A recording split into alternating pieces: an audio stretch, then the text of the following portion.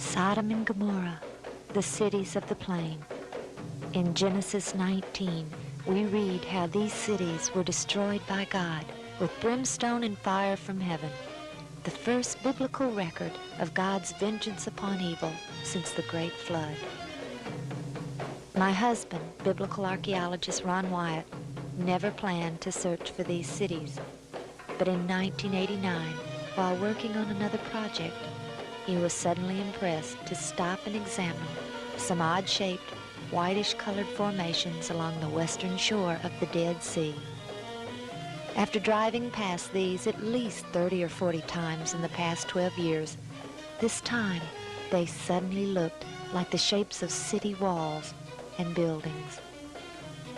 Pulling over, he and his crew closely examined these desolate areas. Taking samples of the material, they discovered that they broke right off in their hand and disintegrated into dust the consistency of talcum powder, as Greg Brewer shows us here. In August of 1990, Ron returned to these sites to thoroughly explore them, 5 sites which he had thus far located. I accompanied him this trip along with Marv and Renetta Wilson of Garland, Texas. As we approached the first site we examined, we all could easily see the shapes Ron had described. As no roads led into these areas, we pulled our car off the road and began the long, difficult hike. There was no doubt that these areas were unique to the immediate surrounding area. It was very difficult to walk there, for the loose material made walking an arduous chore. Following what clearly looked like the shape of an outer wall, we soon met with a most breathtaking sight. The wall had ended, and we were now looking down into what appeared to be the entrance into the city. But before we entered, our interest was captivated by a most unusual find. About 100 yards from the entrance, upon a high level, was a singular shape. As we viewed it from all angles, we all agreed it plainly bore the shape of a sphinx. We later found more of these sphinx shapes, which we'll see later in the film. As we entered the open section, we soon found ourselves walking along very distinctive paths which communicated with one another just as our streets today. As we approached what appeared to be a dead end, we found it turned to the right and continued along until it met another street. There was distinct order here. These were clearly once streets, and along these streets were the shapes of buildings. Even to our untrained eye, the evidence was undeniable. The ziggurat shape near the entrance was almost perfectly preserved. Our research had yielded the fascinating fact that substances burned with sulfur or brimstone had a remaining ash that was heavier than the initial unburned substance. That explained our question as to why the ash of these cities had been able to remain all these 3,900 years. The layering present in all the formations was another positive evidence that whatever these once were, they had been burned at temperatures exceeding 4,000 or 5,000 degrees. This layering effect was the result of thermal ionization. Whenever a substance is burned at extremely high temperatures, the ions of the various substances being burned attract and repel, distorting the flame. Ron drew our attention to features present here which simply do not occur naturally. He showed us a section which revealed a broken double wall which extended toward us at a perfect 90-degree angle. Over the many years, the ash of these cities had eroded to such a degree that it caused the thick layer of loose ash which made walking so difficult. This, combined with the heat that was well over 100 degrees and the intense glare of the sun off of the whitish remains, hampered our exploration somewhat. The cities were so large, we knew it would take weeks to complete our exploration of even this one, so we decided to move on to a different area.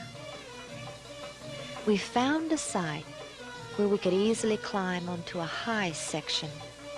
Here, on a distinct platform-like area, we found another sphinx shape next to a ziggurat shape. Climbing this ziggurat, we found we could view the remains from a very good angle. The site we were examining was located at the base of Masada, and soon we all decided that we should go to the top of Masada and film these areas from there. As we took the cable car to the top, the view was breathtaking. The shape of the city was perfectly revealed below us. Here we saw a giant platform-like area, perfectly symmetrical, which was identical to the temple areas of other ancient cities, such as the biblical Shushan or Susa, located in present-day Iran. Then we saw the raised section which we had climbed upon earlier, with the sphinx shape and the ziggurat. We were all convinced, but we also knew there had to be more evidence than this to convince others. We returned home, and we all began to pray. If these areas were indeed the ashen remains of the cities of the plain, Ron felt sure that God had preserved something which would confirm these sites beyond a shadow of a doubt. A few months later, in October of 1990, he returned. This time, he took Richard Reeves of Matthews, North Carolina. They drove out to this same site and discovered it had just rained, a very rare occurrence in this area which receives less than 2 inches of rain annually. The rain had washed away the loose ash. Ron began his research by using the molecular frequency generator to test for the presence of any metals. Setting the frequency for gold, he got a positive reading. Yet all they were able to find, we later learned from the lab test, was gold salts, the byproduct of vaporized gold. Then Richard saw what looked like a cave, and he and Ron went over to get a closer look. Realizing the danger of it perhaps caving in on them, they decided against entering it. But as they had approached the cave, Ron noticed a very large chunk that had freshly fallen from a high section, probably due to the rain. As he examined this fallen section, he found the evidence we had all prayed for. All through the fallen ash, like berries in a muffin, were reddish-colored rings surrounding yellow balls of sulfur. Looking around, they saw that these rings were everywhere. We have no doubt that our prayers were answered, for it was only when the rain had washed away the loose ash which clung to everything that these became visible.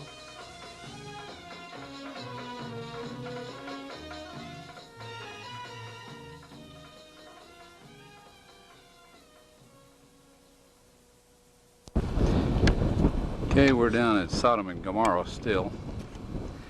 Right in front of you see some unusual looking spots on this, shall we say,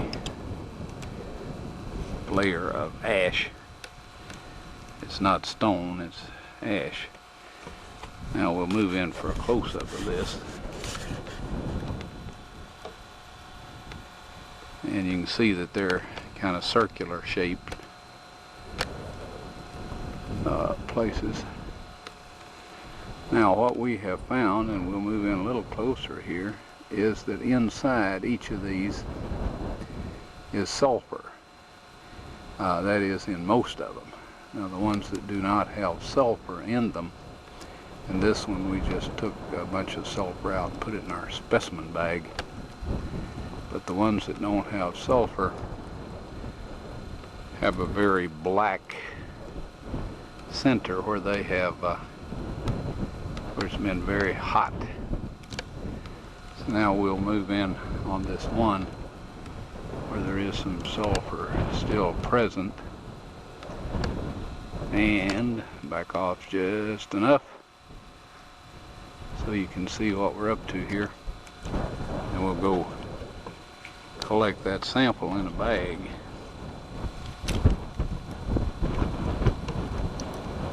Before I started using this knife, it was very, very sharp.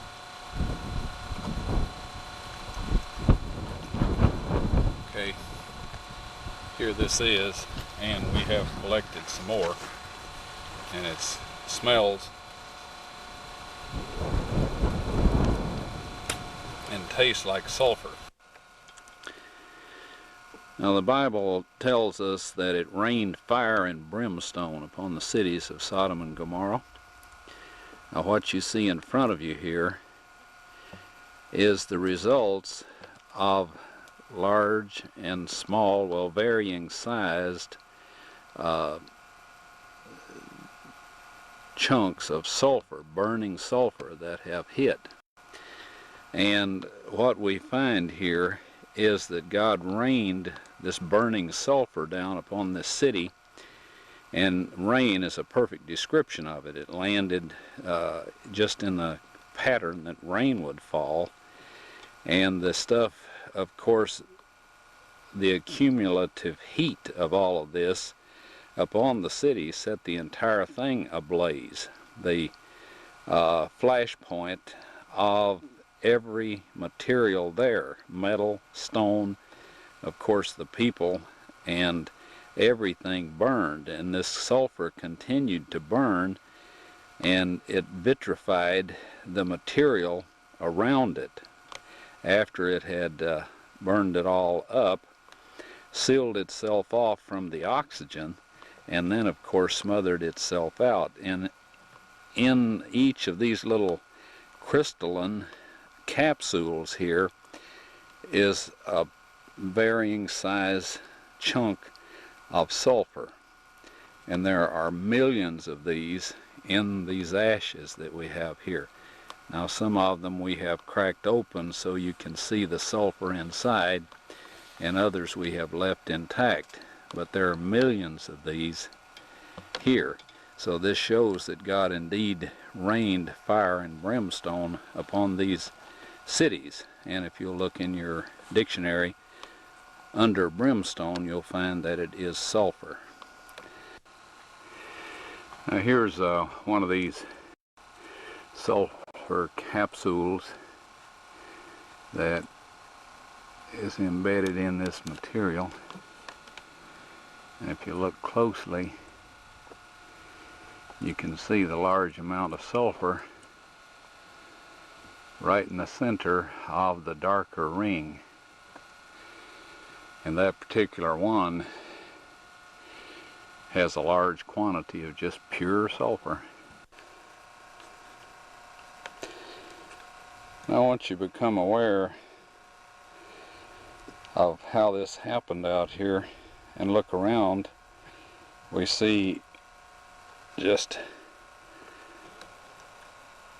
no end of these large blobs of sulfur. That particular one there is in the neighborhood of probably 10-15 pounds.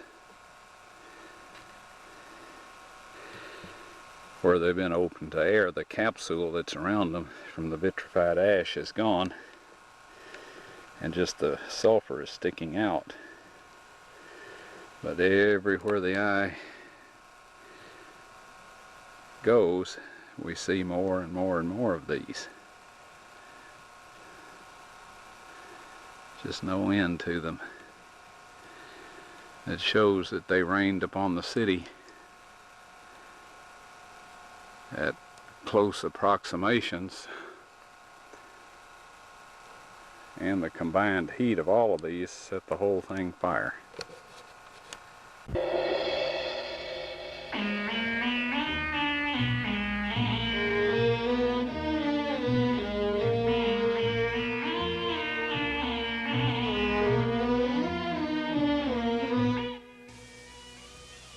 As soon as he got home from that trip, Ron took several of the samples to Galbraith Labs near Knoxville, Tennessee. The yellow balls in the center of the reddish rings proved to be 95.72% sulfur, with traces of several other elements, all of which he was told would contribute to an extremely high temperature fire. When Ron asked them if they could perform a BTU test to determine the degree of heat this would give off, he was told that they couldn't because it would damage their stainless steel testing chamber. The material surrounding the encapsulated sulfur was also tested and proved to be ash. At home, we did our own small test and burned some of the sulfur in a spoon. The purplish flame is indicative of the intense heat, which prohibited our holding the spoon as it burned. We later discovered our spoon had holes in it from the fire. Then, we placed a small piece of the outer material also in the spoon and attempted to burn it, but it wouldn't burn at all. It didn't even darken. It was already completely consumed by fire, and nothing was left to ignite.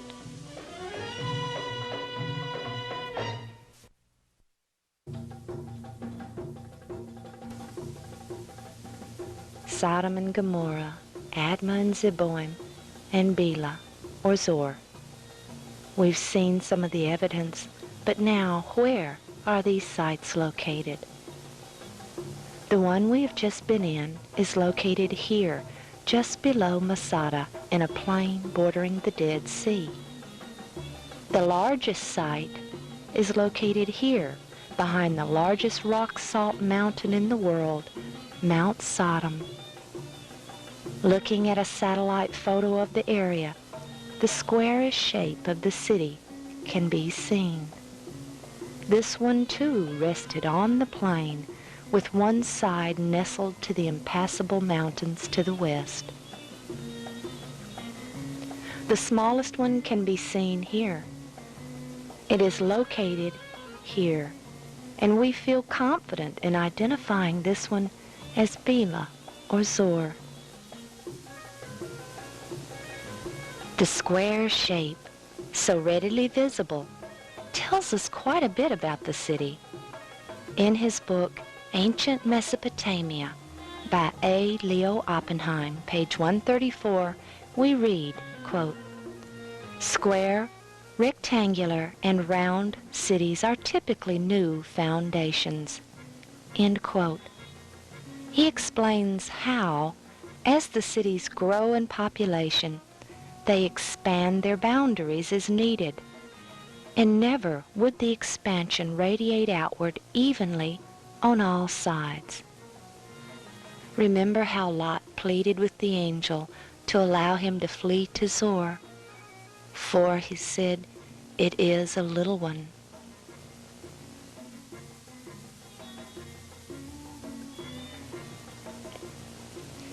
If this is Zor, we feel equally confident in calling this site behind Mount Sodom, Sodom. We also must note the great salt mountain interposes between these two sites. If the salt pillar of Lot's wife still stands,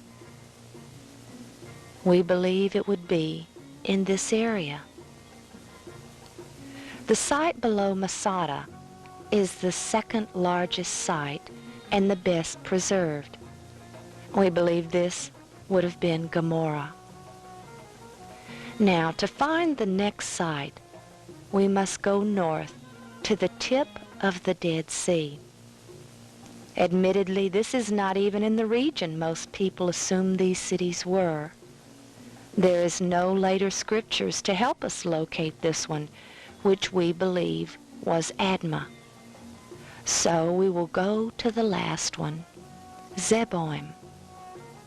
The last site is even further north. It lies here. Again, this is far from the commonly accepted areas for these cities, but in searching the scriptures, we found a most astonishing passage. In 1 Samuel, chapter 13, verses 16 through 18, we read how the Philistines set up camp in Michmash. Dividing into 3 companies, one went north unto the way that leadeth to Ophrah. One went west, the way to Beth-horon, while the 3rd went east, the way of the border that looketh to the valley of Zeboim, towards the wilderness. Even though it had been hundreds of years since its destruction, the name of Zeboim still remained. It was common for new cities or new areas to receive the name of an old destroyed one in the area, such as the 3 Jerichos which span over 3,000 years.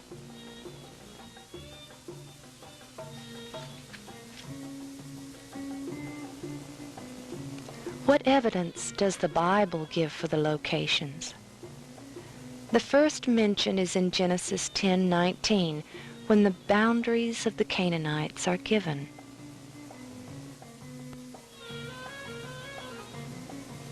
And the border of the Canaanites was from Sidon, as thou comest to Gerar, unto Gaza, as thou goest unto Sodom, and Gomarrah, and Admah, and Zeboim, even unto Lasha, or Laish, which later was known as Dan.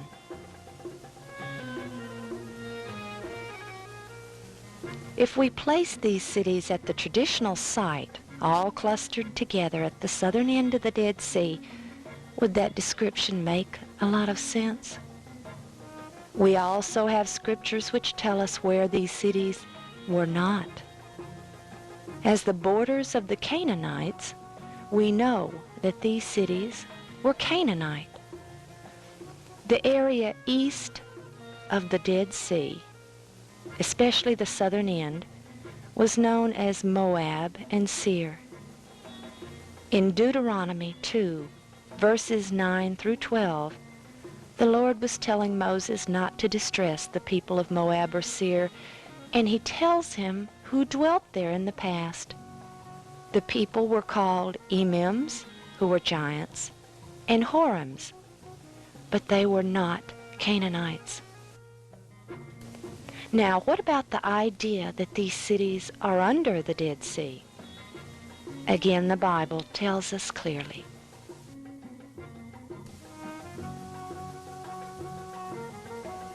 In Genesis 14, soon after Lot chooses Sodom, we are told of an invading army who conquers the cities of the plain and take Lot and his family hostage. These invaders come around from the south, and the king of the cities of the plain come out to meet them in battle in the Vale of Sodom. Now, where is this vale? The Salt Sea. This area was a valley, and it was full of slime pits, and the kings of the cities lost the battle there. The cities were located in the plain, but they were not located in this valley, because verse 8 tells us that the kings went out, and this implies from their cities to battle.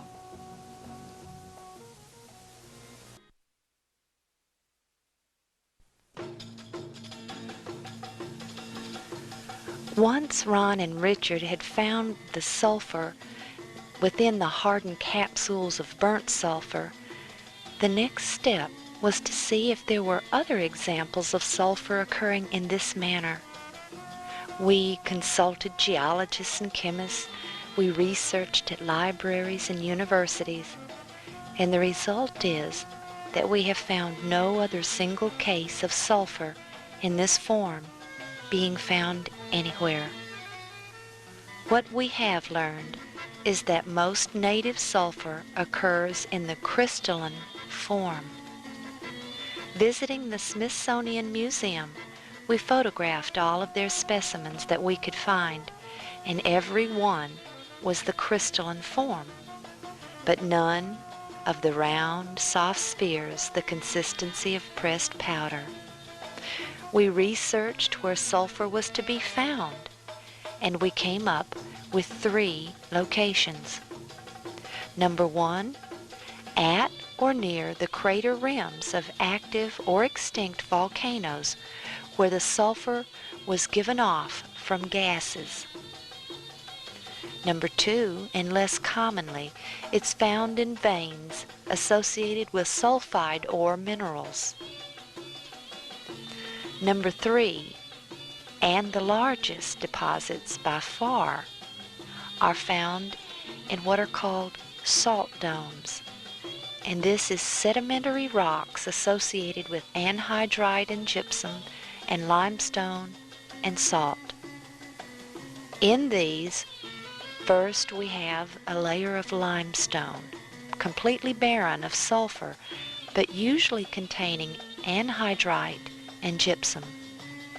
Beneath this lies a strata of limestone whose cracks, fissures, and seams may be impregnated with yellow crystals of native sulfur. We cannot overlook the fact that Mount Sodom is a salt dome and may contain native sulfur in its crystalline form. But this does not in any way explain these round sulfur balls in all of this ash. As tempting as it may be to speculate on how God accomplished the destruction of these cities, we will refrain from doing so.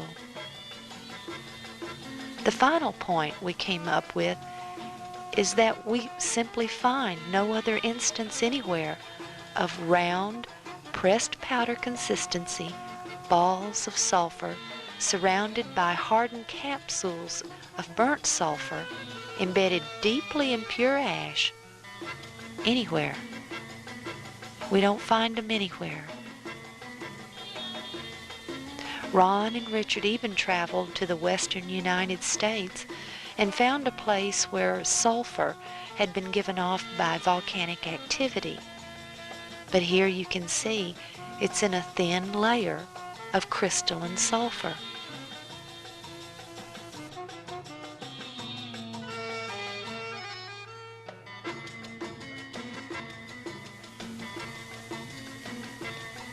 The shape of the buildings and city walls was also a subject of our investigation. After all, was it possible that these were just unique, yet still natural?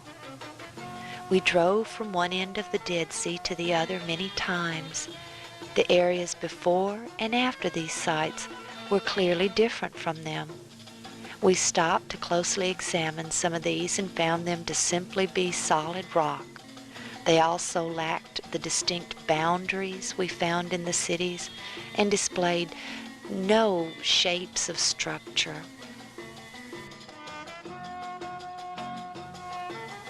We found many characteristics in these sites that were just too much evidence to be coincidence. The Canaanites had built double walls in their cities, one higher than the other. We found this to be consistent throughout the city.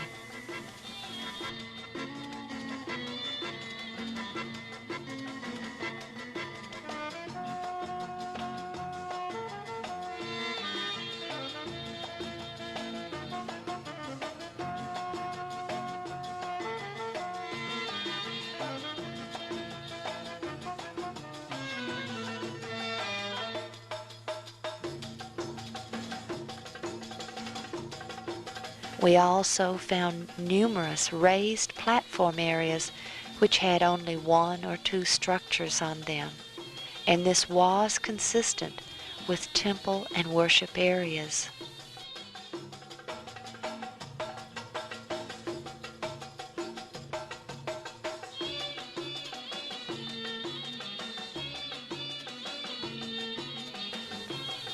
Ron, with a background in construction, noticed numerous features which he was able to recognize, such as pilasters and a flying buttress.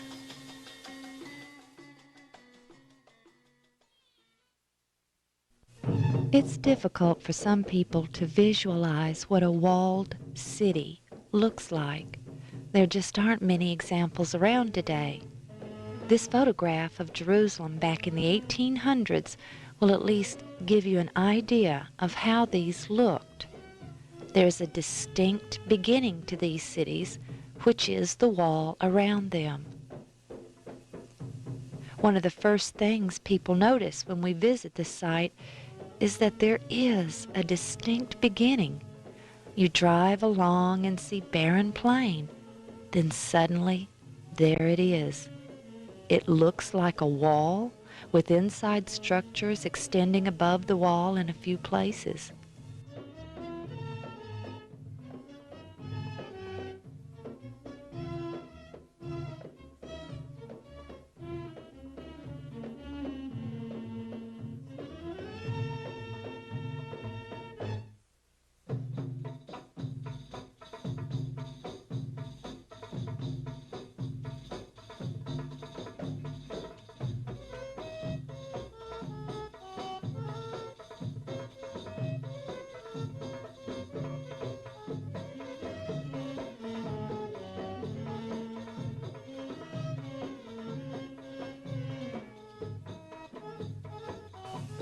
The first really exciting discovery Ron made was the Sphinx shape just outside the beginning of this wall on the north side. And this is entirely consistent with the early Mesopotamian practice of having deities protect the entrance into the cities at the city gates.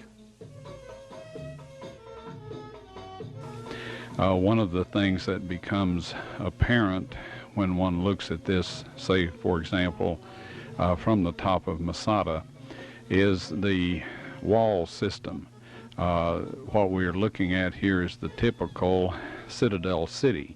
This is where the original city was smaller than the present, or the city that was destroyed, and the pressure of the increasing population caused them to enlarge the cities and extend the walls or build new walls, radiating out from this central or citadel city.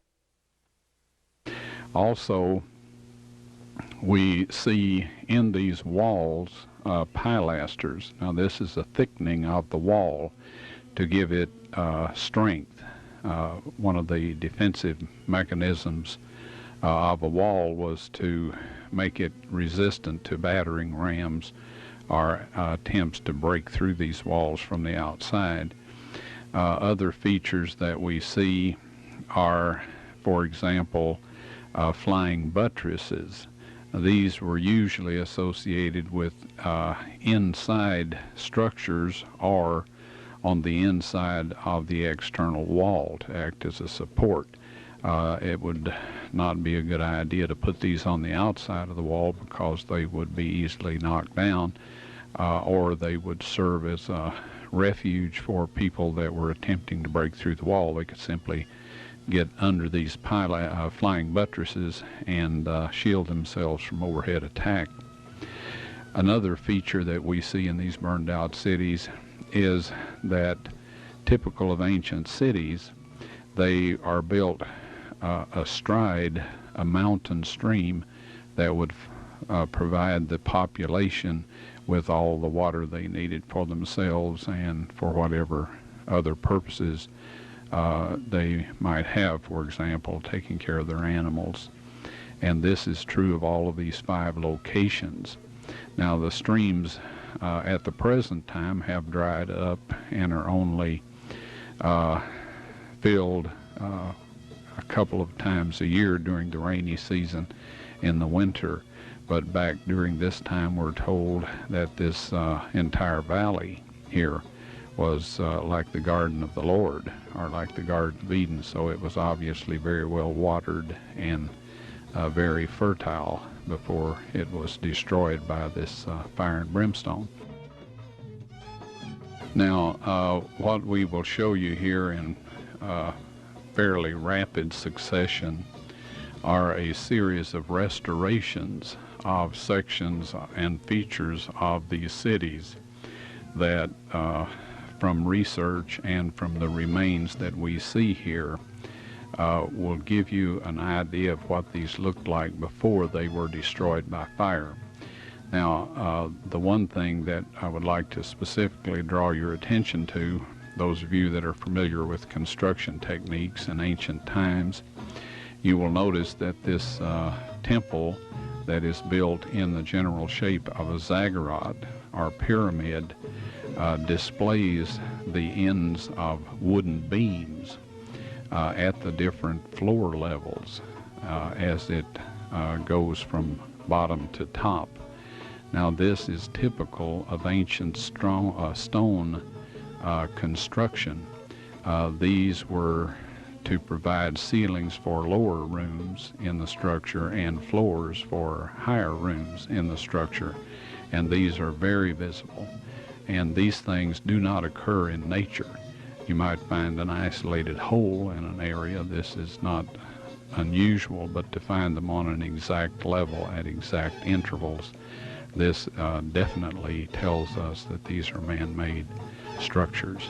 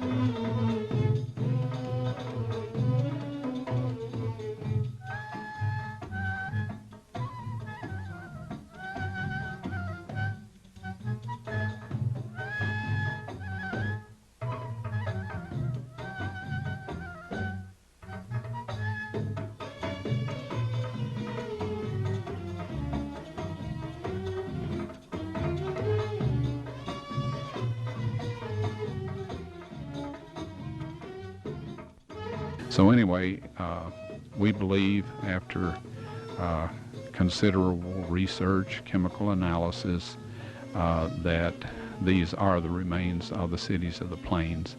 They have all of the structures associated with ancient cities. They have the ramparts above the cities, the jagged tooth defect, providing a place for people to hide behind the top of the wall and yet be able to fire arrows down at the enemy.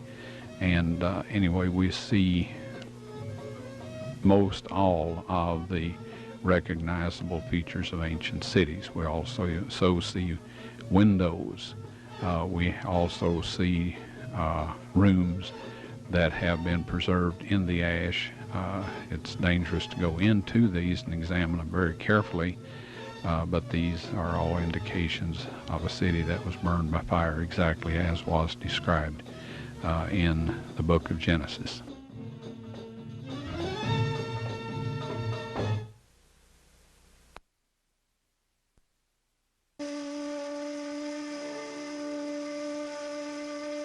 Sodom and Gomarrah, the cities of the plains, enjoyed a beautiful and very prosperous existence.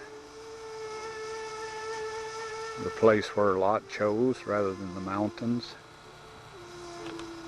to feed his flocks and herds and raise his family. And you'll notice here that we have several feet of nothing but white powdery ash. Ash that's only produced when material is burned at degree temperatures exceeding 2,000 degrees Fahrenheit. This stuff crumbles to powder in your hand, sticks to your clothes. It's just pure ash. In Jude, we're told that they're an example of what will happen to the wicked, even the angels. And of course, in Ezekiel 28, God tells Satan that he will be reduced to ashes upon the earth. And Malachi 4 tells us that the righteous shall tread upon the wicked, for they shall be ashes under the soles of their feet. All that is left of the stones, the wood, the people, the animals, everything that was in Sodom and Gomorrah. You recall that when the fire of God burned the offering on Mount Carmel, when Elijah called the priests of Baal to account, it says that it burned the offering, the stones, and licked up the water out of the trough.